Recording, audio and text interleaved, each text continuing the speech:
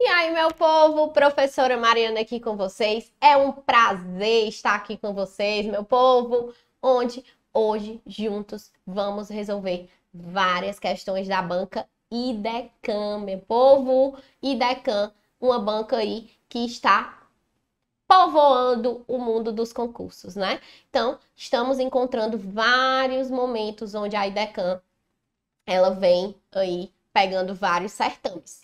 E nada mais justo do que nós aqui do curso MS, junto com você, realizarmos aí esse bloco de questões IDECAM, trazendo questões atualizadas da IDECAM, de provas aí atuais, provas que saíram há pouco tempo, meu povo.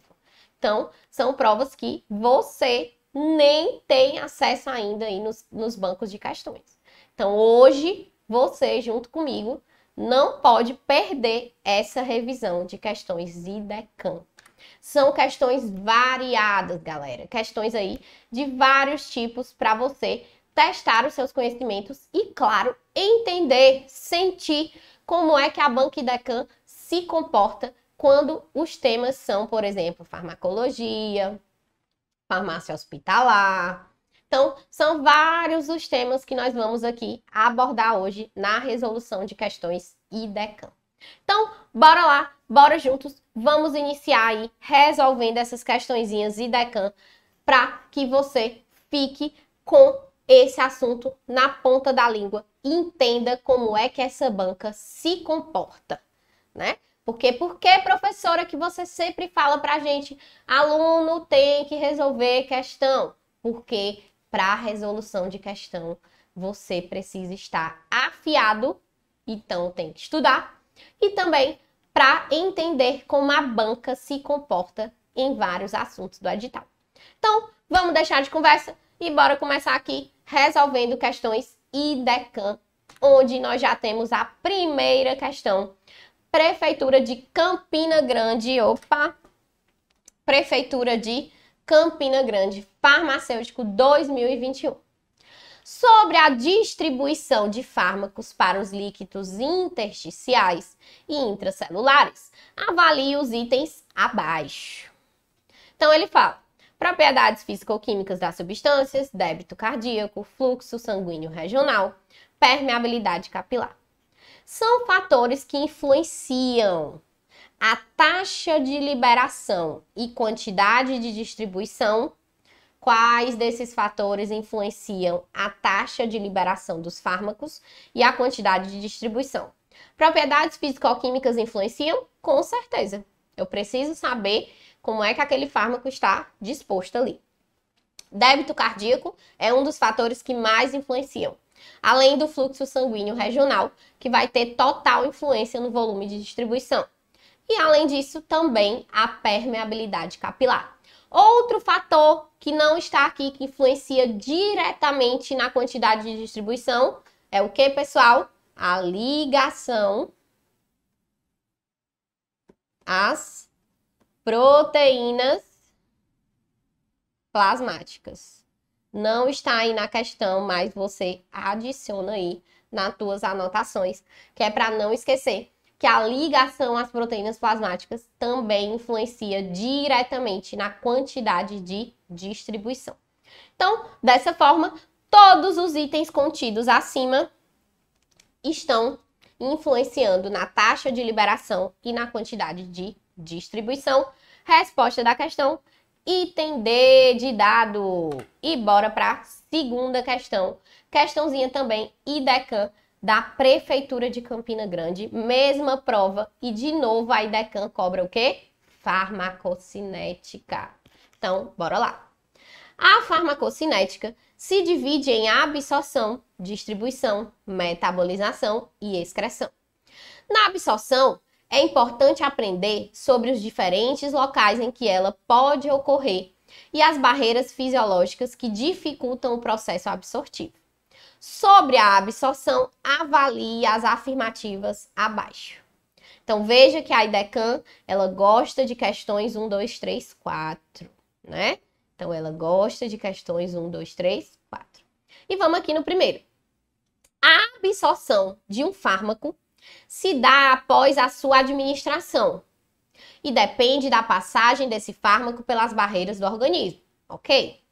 Exemplos da proteção exercida pelo organismo são a secreção ácida do estômago e básica no intestino, que podem aumentar ou diminuir a entrada do medicamento, de acordo com as suas propriedades químicas. Perfeito!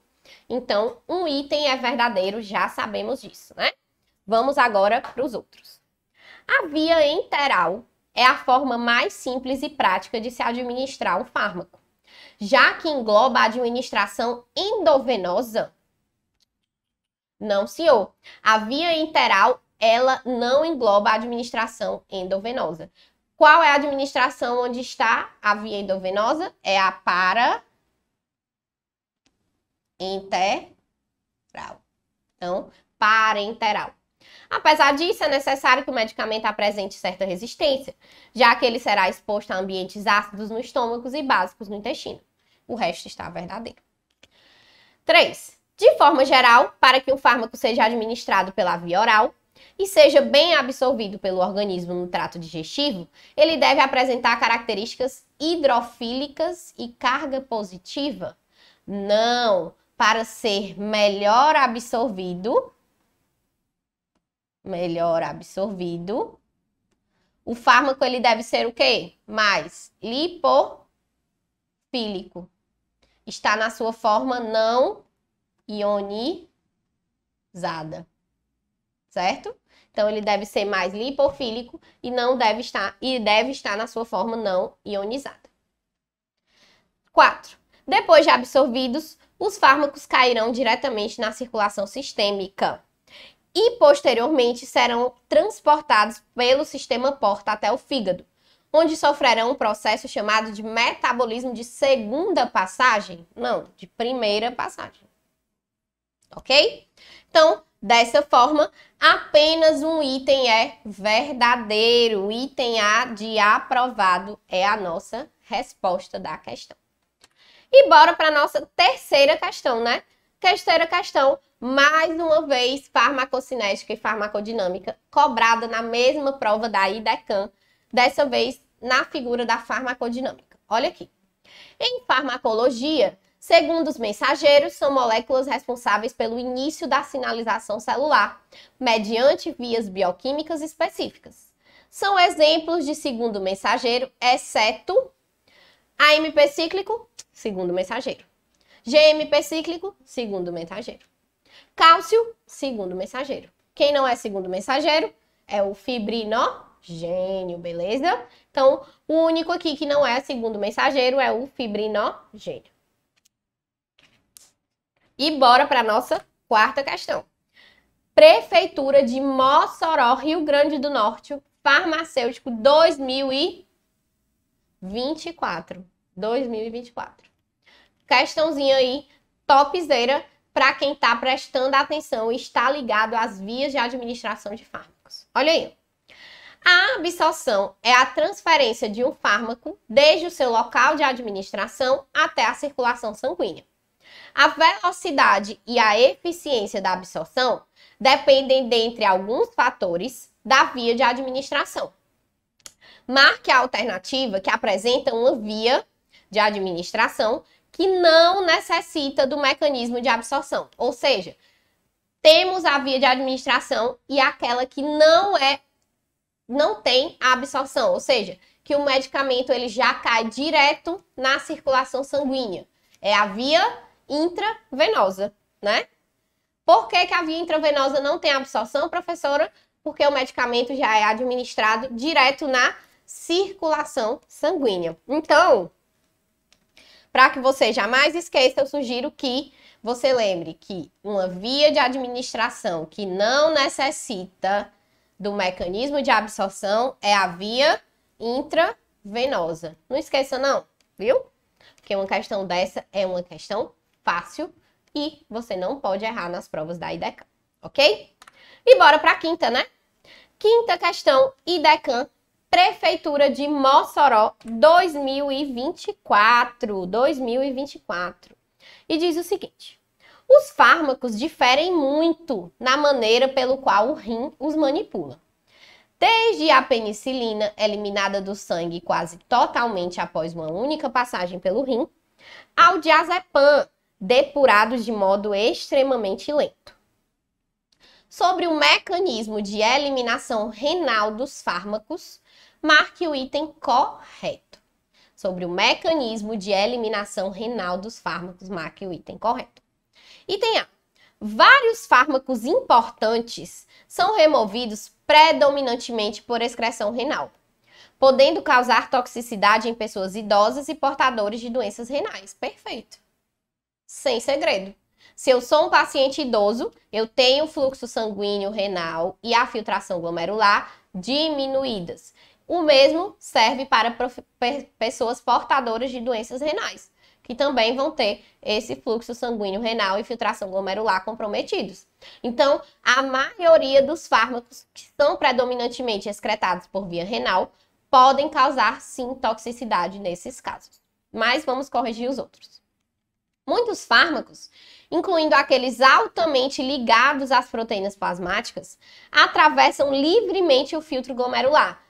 Falso, pessoal. Um fármaco que está ligado, a proteínas plasmáticas, é um fármaco que não é filtrado. Um fármaco ligado às proteínas plasmáticas é um fármaco que não é filtrado devido ao seu alto peso molecular. Então, fármaco ligado a proteínas plasmáticas é um fármaco que não é filtrado. Item C. Devido ao pH, ácidos fracos são excretados mais rapidamente em urinas ácidas e vice-versa.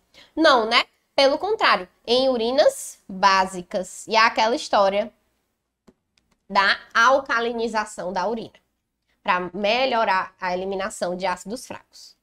D. Muitos fármacos, especialmente ácidos fracos, são ativamente excretados no túbulo renal e, portanto, realizados mais lentamente. Então, primeiro, para que esse item se tornasse verdadeiro, precisaria ser da seguinte forma: muitos fármacos, especialmente ácidos fracos, são ativamente secretados no túbulo renal e, portanto, eliminados mais rapidamente. Então, são secretados mais rapidamente, eliminados mais rapidamente e não mais lentamente. Item E. Fármacos lipossolúveis são reabsorvidos passivamente por difusão através do túbulo, sendo eficientemente excretados pela urina. Não, fármacos hidrossolúveis. Lembre-se que para um fármaco ser melhor eliminado, ele precisa estar na sua forma hidrossolúvel, ok? Na sua forma hidrossolúvel. E bora para a sexta questão, IDECAM 2022, questão aí da provinha da Polícia Civil da Bahia. Vamos lá. A farmacocinética de um fármaco depende de fatores relacionados ao paciente, bem como de suas propriedades químicas. Usando o conhecimento das variáveis farmacocinéticas, os clínicos podem eleger condutas terapêuticas ideais, incluindo via de administração, dosagem, frequência e duração do tratamento. Sobre a farmacocinética, assinale a alternativa correta. Item A. Ao diminuir a concentração do fármaco ativo no sangue, o metabolismo e a excreção aumentam o tempo durante o qual o fármaco é capaz de atuar sobre um órgão-alvo. Na verdade, é ao aumentar, né? Ao aumentar, obviamente. Ok? B.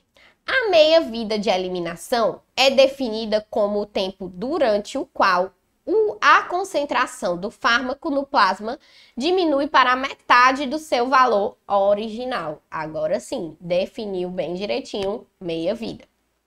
C.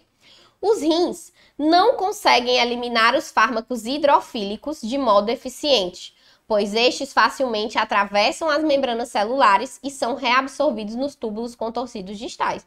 Pelo contrário, eles são, sim, facilmente eliminados. Tá bom? Então, eles conseguem. As enzimas do citocromo P450 exibem considerável variabilidade genética entre indivíduos e grupos raciais.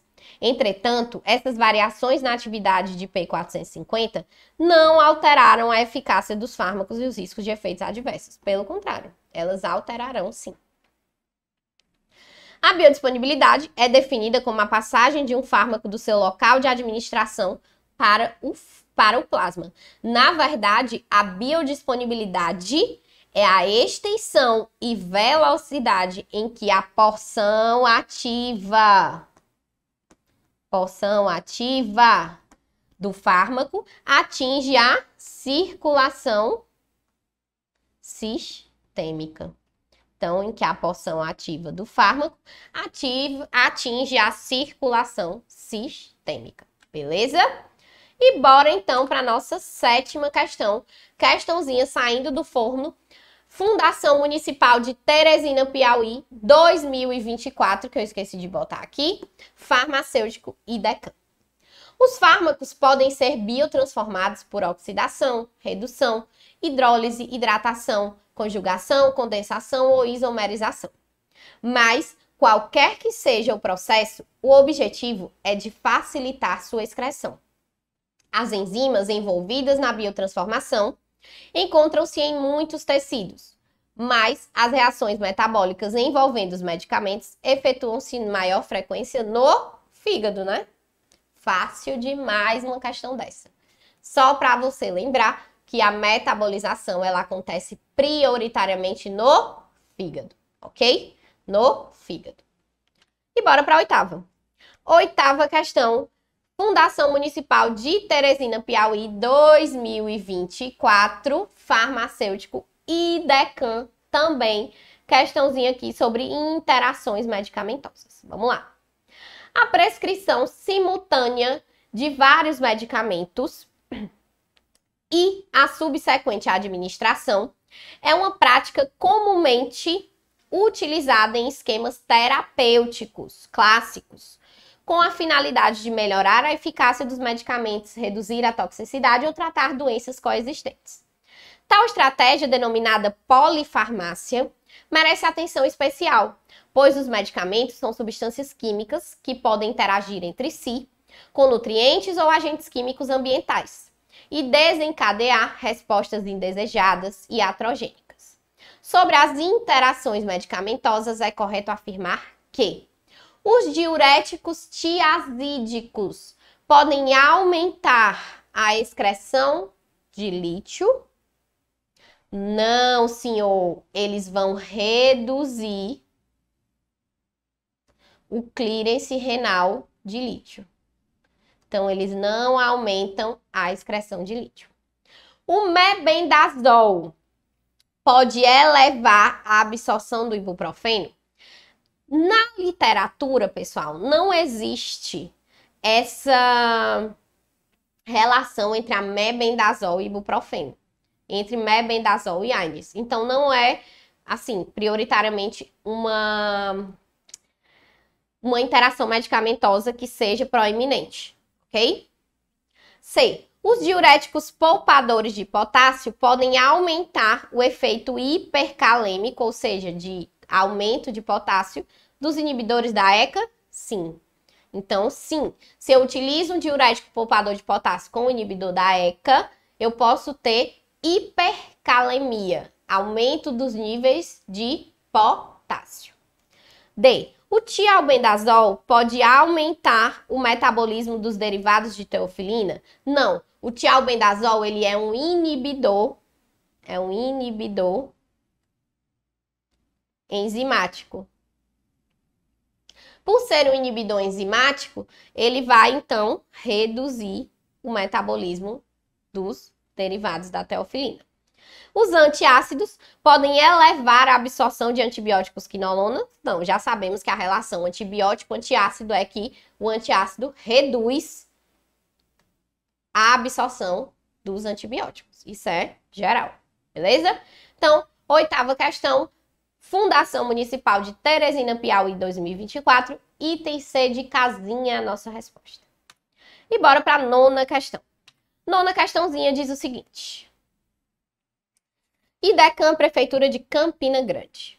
Por definição da Agência Nacional de Vigilância Sanitária, Anvisa, interação medicamentosa é a alteração dos efeitos farmacológicos entre 2 ou mais medicamentos administrados concomitantemente, podendo resultar em um aumento ou diminuição na eficácia terapêutica ou nos eventos adversos causados por estes, ou ainda no aparecimento de novos efeitos. Assinale a alternativa que apresenta corretamente uma interação medicamentosa.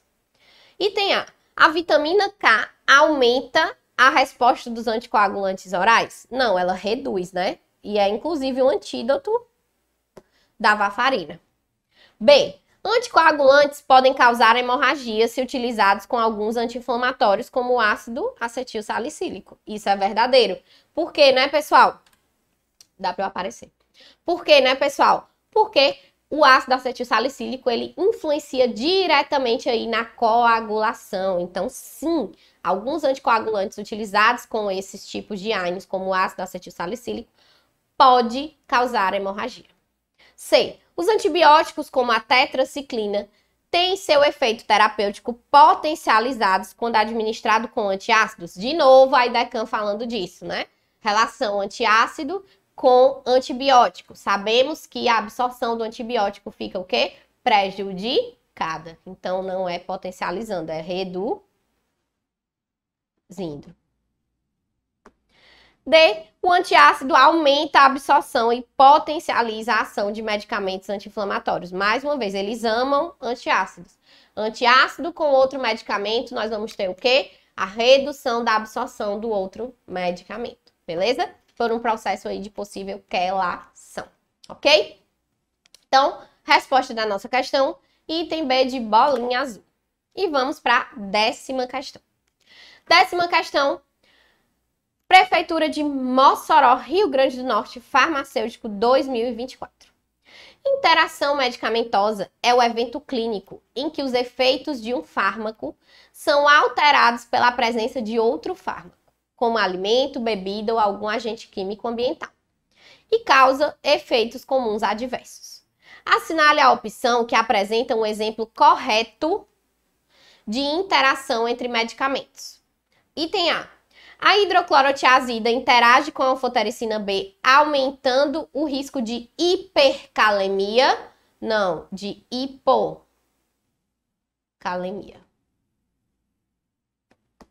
A carbamazepina interage com a doxiciclina, aumentando o efeito da doxiciclina? A carbamazepina ela é um indutor enzimático. Então, se ela é um indutor, ela vai metabolizar mais rápido, as enzimas vão metabolizar mais rápido a doxiciclina. Então, não vai aumentar o efeito, vai reduzir, já que ela vai ser metabolizada, consequentemente excretada mais rapidamente.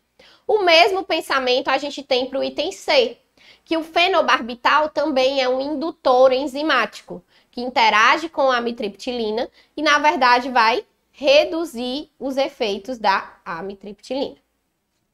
D. A simvastatina interage com a sildenafila, aumentando o risco de rabdomiólise. Agora sim, é verdadeiro. Lembrou de simvastatina, lembrou de rabdomiólise.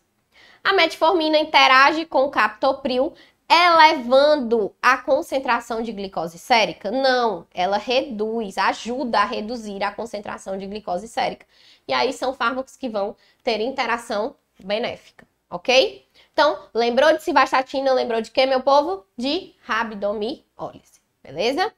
E bora aí para 11ª questão. IDECAM, Polícia Civil da Bahia, meu povo, 2022. A interação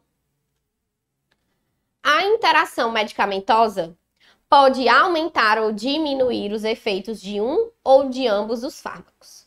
Nas interações farmacocinéticas, geralmente um fármaco modifica a absorção, a distribuição, a ligação às proteínas, a biotransformação ou a excreção de outro fármaco.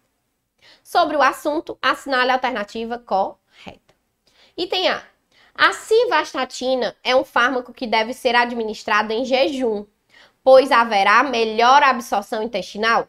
Não, é um fármaco que deve ser administrado com alimentação e geralmente no período da noite, ok? B. A levodopa é uma droga ministrada às pessoas com doenças de Parkinson, de maneira a inibir o metabolismo periférico da carbidopa. Permite, assim, que uma maior proporção da carbidopa periférica atravesse a barreira hematocefálica para efeito do sistema nervoso central. É o contrário, né? Aqui seria carbidopa e aqui seria levodopa. C. A albumina é uma proteína plasmática que tem afinidade por bases fracas? Não, por ácidos fracos. Uma competição farmacológica por esta proteína pode levar a um aumento da concentração livre de uma determinada droga e levar a efeitos tóxicos. Isso é verdadeiro. D. A eritromicina é um fármaco antimicrobiano que induz o metabolismo de outros fármacos, como por exemplo o midazolam, levando a um aumento, a uma diminuição do seu efeito farmacológico. Não, ela não induz, ela inibe. É um inibidor enzimático. Os macrolídeos são inibidores enzimáticos, tá bom? Então, levando a uma diminuição do seu efeito farmacológico, não há um aumento. E o item E diz que os fármacos indutores enzimáticos aumentam a atividade catalítica das enzimas metabolizadoras de fármacos do citocromo P450. Esses fármacos podem aumentar a metabolização de diversos outros fármacos. Verdadeiro, né? Item E é a nossa resposta. E aí a gente agora, ó, começa aqui mais questões, só que agora vamos falar sobre os anti-inflamatórios não esteroidais. IDECAM, questãozinha mais antiga, mas que eu achei por bem trazer para você. Os fármacos anti-inflamatórios não esteroidais possuem ação devido às seguintes propriedades: redução da vasodilatação, edema e dor, devido a uma diminuição na produção de prostaglandinas? Com certeza, item A é a nossa resposta. O item C a gente já excluiria, por conta que ele não aumenta a produção de prostaglandinas, na verdade ele diminui, porque inibe diretamente as enzimas ciclooxigenases que estão envolvidas na produção de prostaglandinas, ok? Então, não aumenta a vasodilatação, edema e dor. Na verdade, ele reduz vasodilatação, edema e dor devido a uma diminuição na produção de prostaglandinas, ok? Resposta da questão, item A de aprovado. IDECAM, Prefeitura de Mossoró, Rio Grande do Norte, farmacêutico 2024. O ácido acetil salicílico, a IDECAM, já fica a dica aí para você. A IDECAM, ela gosta muito do ácido acetil salicílico. Ela tem uma predileção por este fármaco. Então, o ácido acetil salicílico, também conhecido como AS, é um anti-inflamatório não esteroidal, que, além de propriedades anti-inflamatórias, tem ação antitérmica, analgésica e anticoagulante. Normalmente, o ácido acetil salicílico é indicado para reduzir o risco de infarto agudo do miocárdio e AVC, e também para aliviar sintomas como dor e febre. O AS possui como contraindicação a úlcera péptica, né?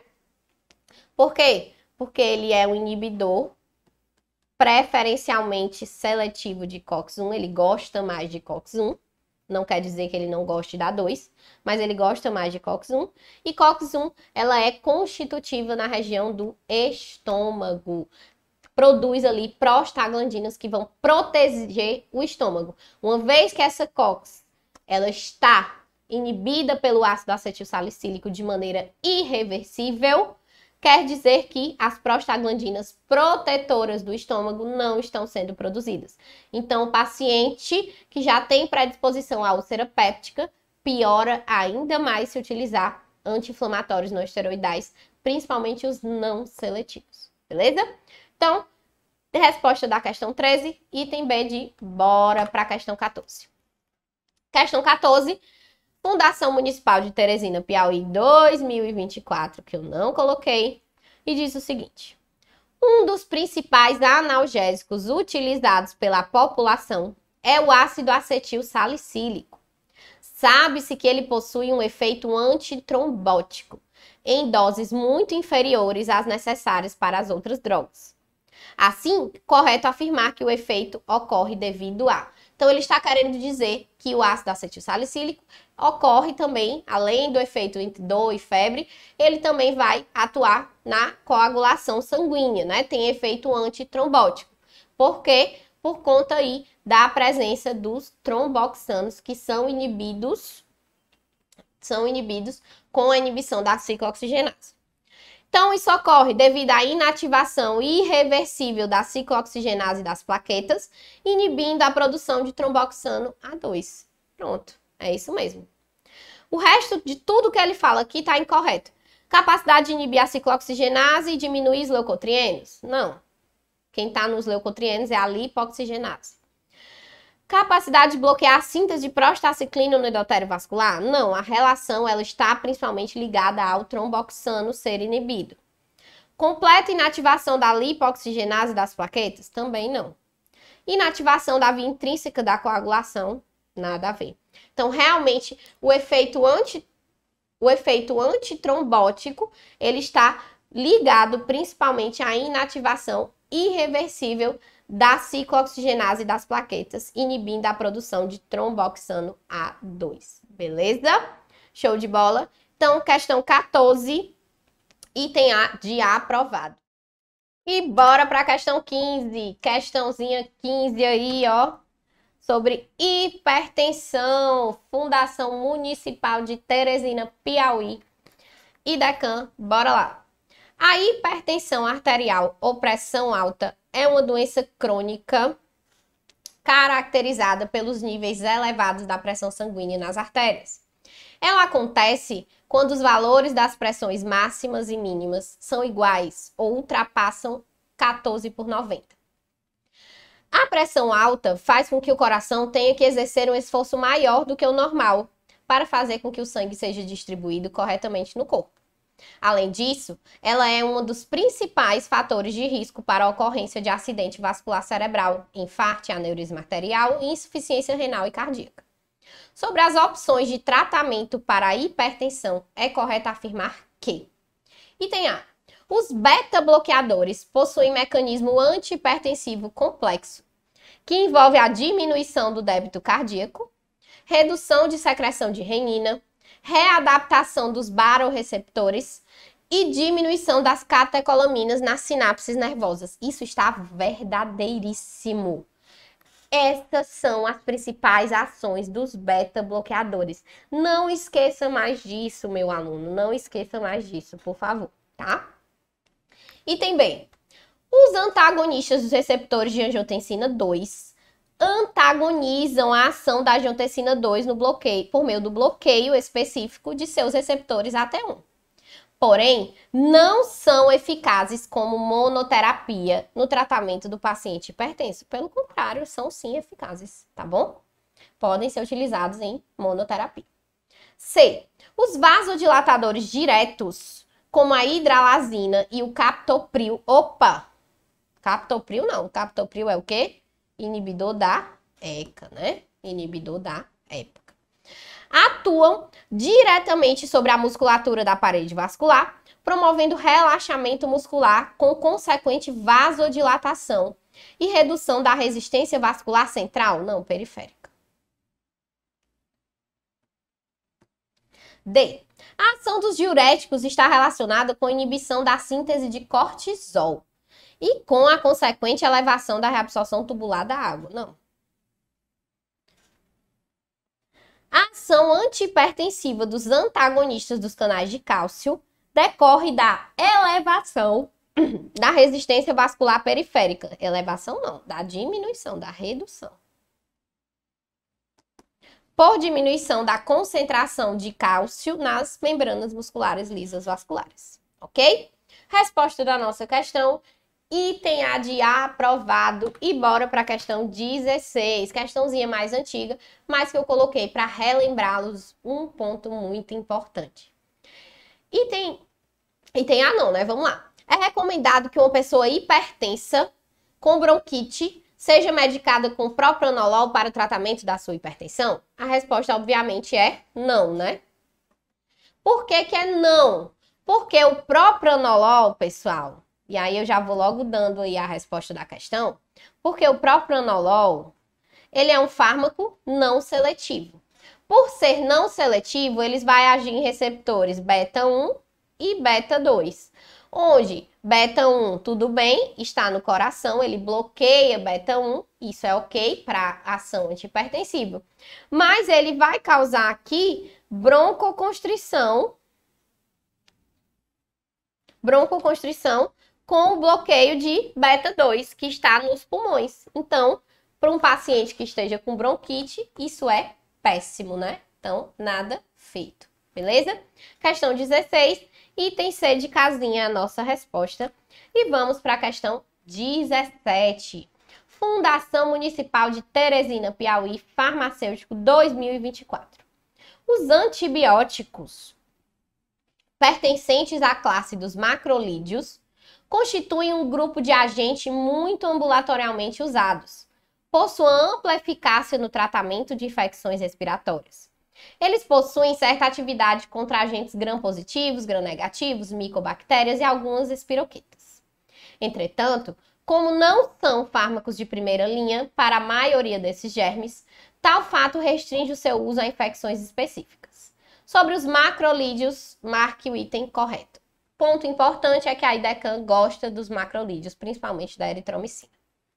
Item A. Os macrolídeos fazem parte do grupo de antibióticos que atuam inibindo a síntese proteica bacteriana, ok? Atuam como bactericidas em doses convencionais? Não, como bacteriostáticos. E bacteriostáticos em altas doses? Não, como bactericidas em altas doses. Os agentes dessa classe ligam-se fortemente de maneira irreversível à subunidade 50S do ribossomo bacteriano. Reversível. B. Os macrolídeos possuem semelhança de estrutura química com as quinolonas, o que confere ação específica contra gram-negativos. Não tem essa semelhança. C. A eritromicina é uma base forte, é uma base fraca. Muito solúvel em água, também se dissolve em solventes orgânicos, é facilmente inativado em meios ácidos. D. Os bacilos gram-negativos do grupo das enterobacteriáceas e os não fermentadores são organismos que possuem uma resistência intrínseca aos macrolídeos, devido à impermeabilidade a esses antibióticos que eles possuem. Item verdadeiro. E o item E. Estrutura básica dos macrolídeos é representada pela fórmula química da eritromicina, que se constitui de um anel lactona macrolídeo de 25 átomos, não, de 12 a 16 átomos. Ligados a 2 desoxiaçúcares, pode ser um ou mais açúcares, dependendo da estrutura, né? No caso aqui é porque ele está falando da eritromicina, tá? Então, na eritromicina, ligado a um desoxiaçúcar. Ok? Então, item D de dado é a nossa resposta. Questão considerada difícil, tá, pessoal? Difícil. Questão 18, IDECAN, provinha de EBSER, só para você sentir aí. Uma gestante foi hospitalizada e sondada com catéter de Foley. Sabe-se que ela desenvolveu infecção do trato urinário, causada por Pseudomonas aeruginosa e tratada com gentamicina. A qual das seguintes efeitos colaterais o feto esteve exposto durante o tratamento com a gentamicina. A gentamicina, ela é o quê, pessoal? Ela é um aminoglicosídeo. Falou em aminoglicosídeo, a gente fala em ototoxicidade e nefrotoxicidade. Cegueira? Não. Teratogênese? Não. Perda auditiva, com certeza. Retardo mental, não. E deformidade do esqueleto também não, só se fosse tetraciclina. Então, somente perda auditiva ou se tivesse algo relacionado à nefrotoxicidade. Ok? Então, resposta da questão, item C de casinha. E bora para a questão 19. IDECAN também é BC. As cefalosporinas foram isoladas pela primeira vez de culturas de Cephalosporum acremonium de um esgoto localizado na ilha de Sardenha, na Itália, em 1948, por Giuseppe Brozzo. Olha aí. Ele observou que quando em cultura inibiram a Salmonella typhi, responsável por causar a febre tifoide. Sendo assim, em relação às cefalosporinas, marque a alternativa incorreta. Item A. São mais estáveis ao pH ácido e à variação de temperatura, com certeza. Atuam inibindo a síntese da parede celular, semelhantes às penicilinas? Exatamente, elas são beta-lactâmicos. São mais resistentes às beta-lactamases bacterianas do que as penicilinas? Também verdadeiro. São classificadas em gerações, sendo que os compostos de gerações mais avançadas apresentam maior atividade contra bactérias gram-negativas? Verdadeiro. Item E. A cefazolina, uma cefalosporina de primeira geração, penetra insatisfatoriamente na maioria dos tecidos, sendo a droga de escolha para a profilaxia cirúrgica. Ela, de fato, é a droga de escolha para a profilaxia cirúrgica, mas insatisfatoriamente não, né? Tem que ser satisfatoriamente penetrar nos tecidos para ser essa droga de profilaxia cirúrgica. Beleza? Então, a resposta da questão, item E, de elefantinho colorido. E vamos para a questão 20, para a gente mudar aqui para outra coisa, falar sobre farmácia hospitalar. Então, questão 20 diz o seguinte: os cardiotônicos digitálicos, já sabemos de quem ele está falando, exercem moderado efeito inotrópico positivo no músculo cardíaco, ligando-se às membranas dos cardiomiócitos, inibindo a sódio-potássio ATPase. Atuam, consequentemente, aumentando o sódio intracelular, que, por meio do sistema trocador de cálcio, aumenta também este e o inotropismo da fibra muscular cardíaca. Então, a alternativa correta em que apresenta um exemplo de cardiotônico, digoxina, e não tem para onde correr. Bora para a questão 21, né? Questão 21 aí vai mudar de assunto agorinha. Vamos agora para 21. Prefeitura de Campina Grande 2021 diz o seguinte: um sistema eficiente de gestão de estoque permite identificar em tempo oportuno histórico da movimentação dos estoques, níveis de estoque, dados de consumo, demanda atendida e não atendida de cada produto utilizado, entre outras informações que possam ser úteis no processo de compra. Sobre o tema, analise as afirmativas abaixo. 1. Atualizar esporadicamente o custo de cada produto. Estabelecer políticas de cobertura para cada produto, dependendo do fator mais crítico para cada item. Realizar inventários físicos periódicos para conferi-lo com os dados do controle de estoque. Manter sistemas de informação integrados para acesso e consumo imediato de quantidade disponível de cada material em estoque. São requisitos imprescindíveis para a gestão de estoque eficiente, o que se afirma em todos, menos no primeiro. Atualizar esporadicamente? Não, atualizar periodicamente. Né? Periodicamente. Beleza? Então, item 1, resposta da nossa questãozinha. E aí a gente vai ter aqui que todas são verdadeiras, menos o item 1. Então, item C de casinha é a nossa resposta.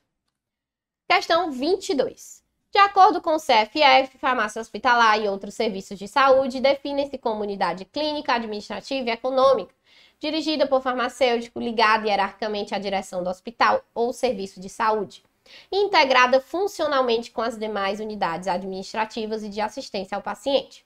Sobre o tema, avalie as afirmativas abaixo. 1. Garantir o abastecimento, dispensação, acesso, controle, rastreabilidade e uso racional de medicamentos. Assegurar e não monitorar a utilização de medicamentos. Otimizar a relação entre custo, benefício e risco das tecnologias e processos assistenciais. Desenvolver ações de assistência farmacêutica articuladas e sincronizadas com as diretrizes institucionais. E participar ativamente do aperfeiçoamento contínuo das práticas de equipe multidisciplinar. São objetivos da farmácia hospitalar, todos, exceto o item 2, né? Assegurar e não monitorar a utilização de medicamento. Não, e monitorar, beleza? Então, 1, 3 e 4 estão corretas. Resposta da nossa questão. Item C de casinha é a nossa resposta. E bora para a questão 23. Falando agora sobre CCIH. A Comissão de Controle da Infecção Hospitalar, CCIH, é um órgão de assessoria à autoridade máxima da instituição de planejamento e normatização das ações de controle da infecção hospitalar, que serão executadas pelo Serviço de Controle da Infecção Hospitalar. Adicionalmente, a CCIH não tem como objetivos, realizar a vigilância epidemiológica ativa, sistemática e contínua das infecções, buscando ações oportunas de controle e prevenção, verdadeiro. Permitir a livre utilização de antimicrobianos e outros medicamentos que possam favorecer o desenvolvimento de infecções hospitalares. Não vai permitir a livre utilização, né? Ela vai controlar a utilização desses antimicrobianos de maneira rígida. Monitorar e controlar procedimentos invasivos, que podem gerar infecções, e utilizar métodos de proteção anti-infecciosos efetivos, ok? Então, resposta da nossa questão, item B de bolinha é a nossa resposta. 24. Sistemas de dispensação onde a farmácia repassa os medicamentos em suas embalagens originais, mediante requisição, que é feita em nome da unidade solicitante. Nesse sistema, quem mais executa as atividades de dispensação farmacêutica é o pessoal da enfermagem, que acaba gastando grande parte do seu tempo nessa atividade, em detrimento às atividades de cuidado com o paciente. Destaca-se ainda a rápida disponibilidade de medicamentos na unidade assistencial, mínima taxa de devolução à farmácia, baixa necessidade de recursos humanos e reduzindo o investimento inicial, além de mínima espera na execução das prescrições. Todo esse texto está definindo o quê? Sistema de distribuição por dose coletiva. Se fosse dose individualizada, nós iríamos encontrar o quê? A dispensação para 24 horas, com o nome do paciente, né? Espécie de kits. Se fosse dose unitária, medicamento sendo dispensado pronto para o uso, né? Então, um comprimido, dispensa um comprimido. 5 ml, dispensa 5 ml na seringa para ser administrado. Beleza? Resposta da questão, item A de aprovado. E bora para a questão 25. Sobre as boas práticas para fracionamento de medicamentos, o que é permitido para farmácias e drogarias? Fracionar medicamentos isentos de prescrição? Permitido. Fracionar medicamentos sujeitos a controle especial? Não. Substituir medicamentos fracionáveis por manipulados? Também não. Fracionar os medicamentos previamente de acordo com estudo de demanda de consumo? Pior ainda. Então, resposta da questão, item A de aprovado. 26, questãozinha 26. IDECAM, Prefeitura de Mossoró, Rio Grande do Norte, farmacêutico 2024. No ciclo da assistência farmacêutica, a aquisição de medicamentos é uma das principais atividades, visto que o mesmo é um insumo fundamental de suporte às ações de saúde. Uma boa aquisição de medicamentos deve considerar primeiro o que comprar, seleção, quando e quanto comprar, programação, e como comprar. Sobre o processo de aquisição de medicamentos, marque o item correto. Item A. Com a diversidade de fornecedores de medicamentos, faz-se necessário uma busca das melhores opções para o fornecimento de medicamentos que atendam aos critérios de qualidade, bem como o prazo de entrega satisfatório a preços acessíveis. Já achamos, né? Item A de aprovado. Vamos corrigir as outras. B. A seleção de medicamentos é um processo dinâmico, contínuo e participativo e de exclusividade do profissional farmacêutico? Não, é um processo multidisciplinar. C. A análise dos estoques de medicamentos se deve a uma observação ininterrupta das variações sofridas por eles em um determinado período de tempo. A partir do estudo da demanda, não é possível detectar com certo grau de confiabilidade a tendência futura da necessidade de um determinado medicamento. Pelo contrário, é possível, né? A programação representa uma atividade secundária que não consegue garantir a disponibilidade dos medicamentos nas quantidades adequadas e no tempo oportuno para atender às necessidades de uma população-alvo. Pelo contrário, consegue.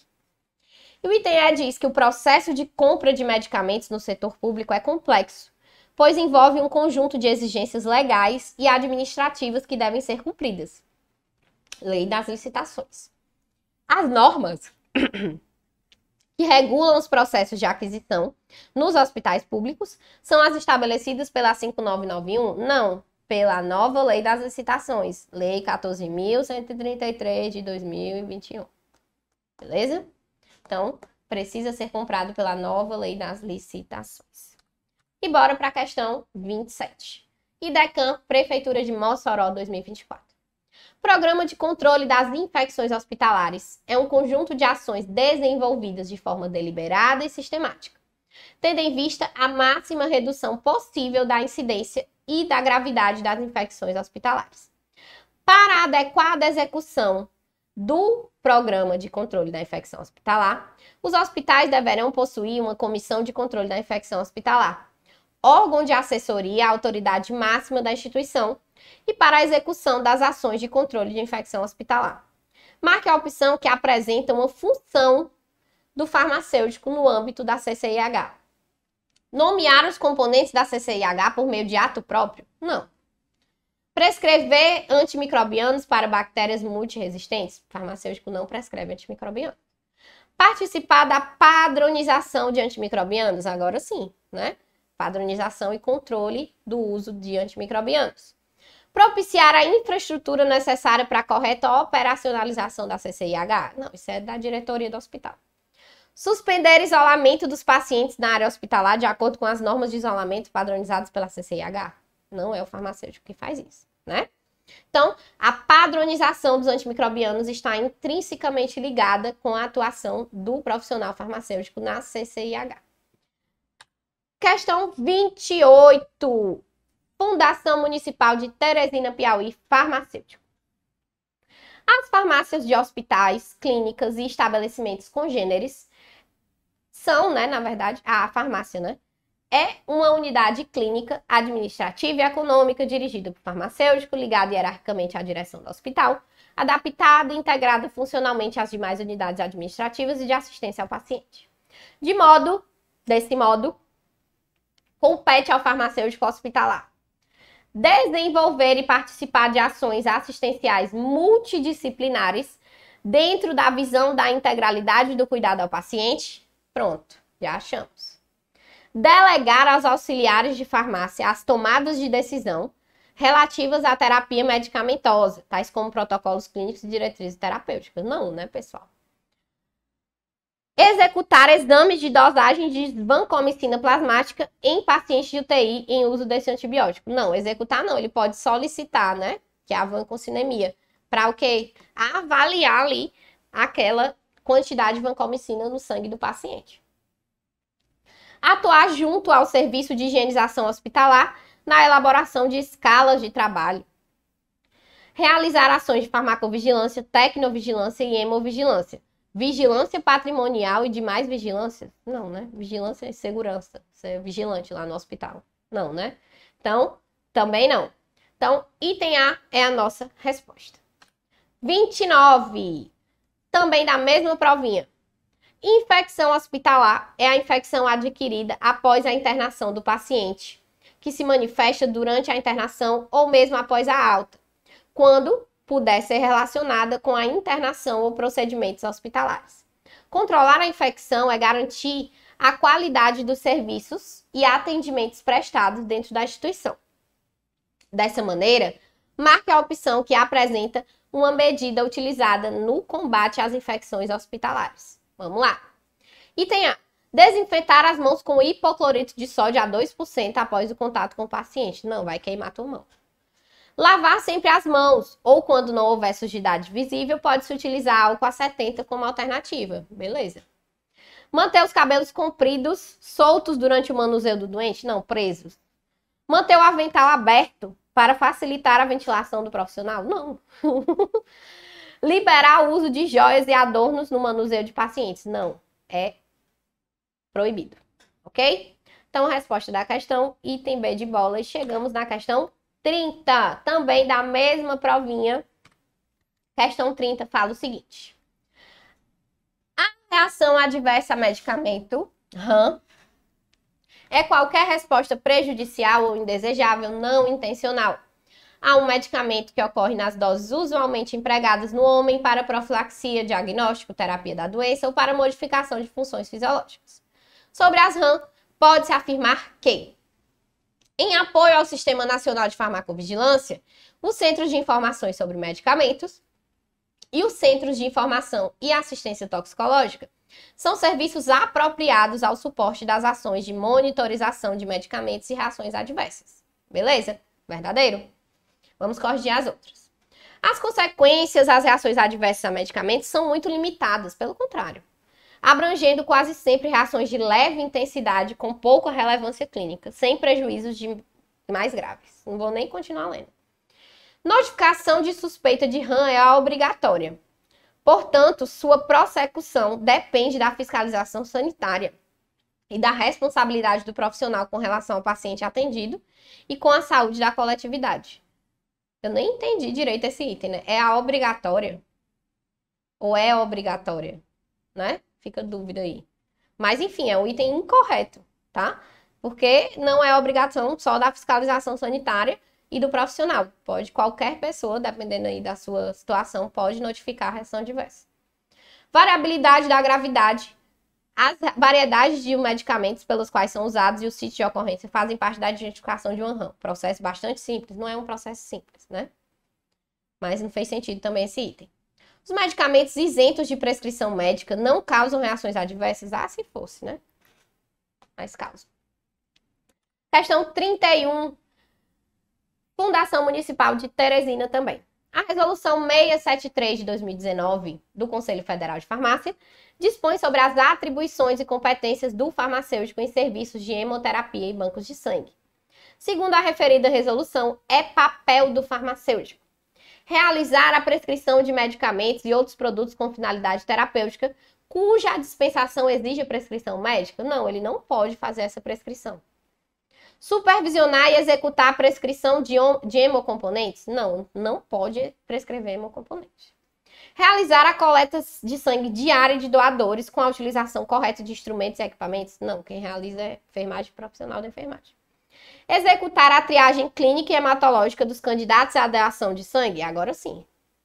Solicitar exames laboratoriais de receptores para fins diagnósticos? Farmacêutico não dá diagnóstico. É a frase que eu mais falo para vocês na vida. Tá? Então, resposta da questão, item D de dado. E vamos para a questão 32, que fala aí sobre o Código de Ética Farmacêutico, né? Então, a Resolução 724 de 2022 do Conselho Federal de Farmácia dispõe sobre o Código de Ética, o Código do Processo Ético, e estabelece as infrações e as regras de aplicação das sanções disciplinares. Segundo a referida regulamentação, é vedado ao farmacêutico inscrito no CRF utilizar dados técnicos científicos baseados na melhor evidência? Não, isso é possível. Recusar o recebimento de medicamentos sem registro, notificação na Anvisa, quando aplicável, sem rastreabilidade, sem documento fiscal ou em desacordo com a lei? Isso é um direito dele, um dever, na verdade.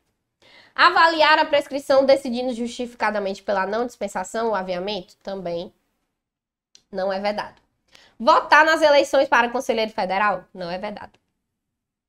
Divulgar assunto ou descoberta de conteúdo inverídico famosa fake news, ou que não possua a devida comprovação. Então, item E é a nossa resposta. E vamos para a questão 33 da Prefeitura de Mossoró, que também cobrou o Código de Ética Farmacêutica. A resolução 724 de 2022 disse a mesma coisa, né? A presente resolução, em seu artigo 20, estabelece que é vedado ao profissional inscrito no CRF. O que é que você está vendo aqui? Que a IDECAN gosta das proibições, né? Ela gosta das proibições.